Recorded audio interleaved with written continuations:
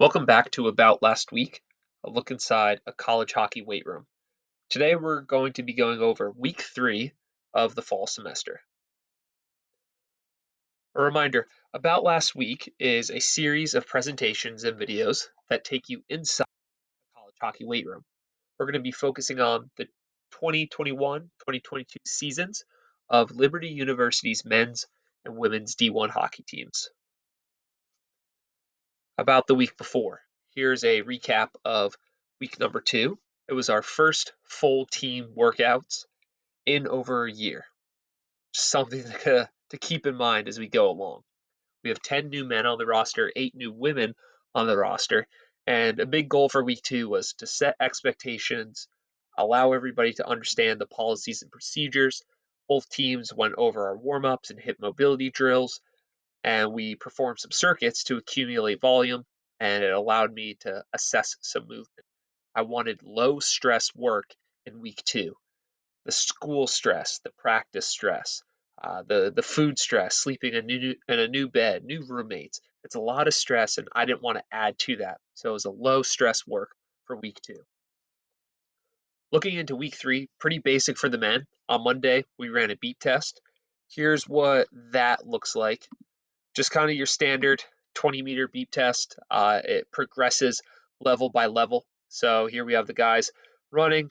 They stop, they wait for the next beep, and then they go on. Okay. Now, we'll kind of get into my thoughts on the beep test, but we ran it on Monday.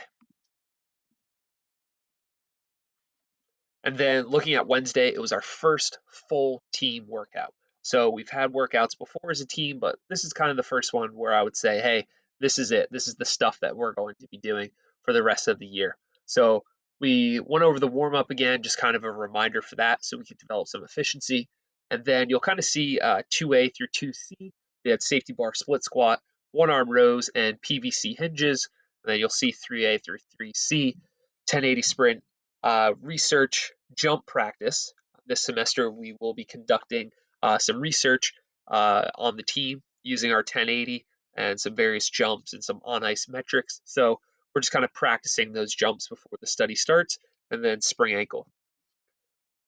Looking in towards the men's team builder, you can see here on Monday, beep test, pretty simple. And here's what things look like. So you're going to notice group 1 start and group 2 start. Here's a reminder of what the weight room looks like that we have. All right, 6 racks, roughly 25-yard strip of turf. It's not a lot of space. And because of that, I've had to kind of split the team up into 2 groups or 2 different starting positions for the workout. So group 1 is going to start on our safety bar split squats, our one arm rows, and our PVC hinges. And group 2 is going to start with the 1080. So the other reason for splitting the team up into 2 groups is we have one 1080 sprint, and on the men's team we have 25 players. All right, here's to give you an example of how we perform the 1080 in the hallway. An athlete hooks up, they do their sprint, they drop the belt gets retracted back, the next athlete kind of steps up, grabs the belt, puts it on. All while this is going on, the operator of the 1080 will be clicking to our next athlete and getting ready for the next set of sprints. All right, intent and big picture for the men on week 3. Number 1, perform the beep test. Then we want to introduce some movements and patterns that we use in the season.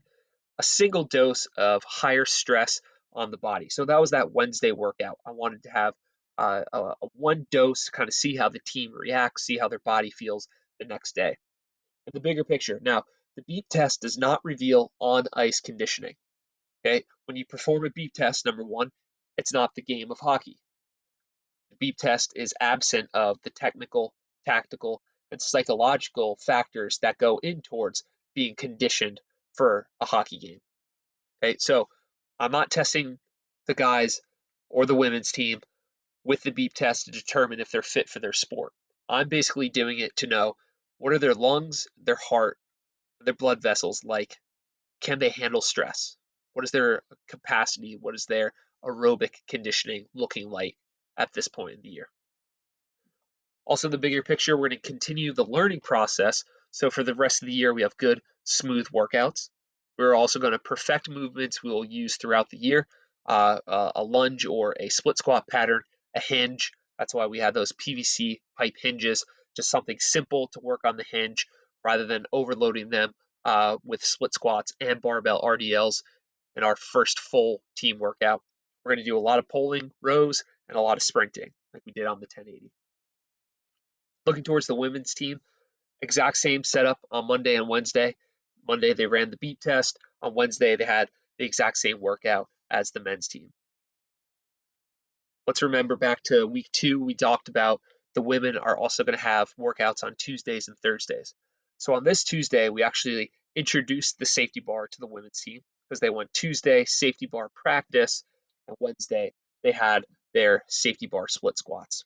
So it's nice to have that option on Tuesday to kind of prep the team for their Wednesday workouts. Same types of Tuesdays that we're going to have throughout the year. We breathed, worked on the hips a little bit, did a few speed drills.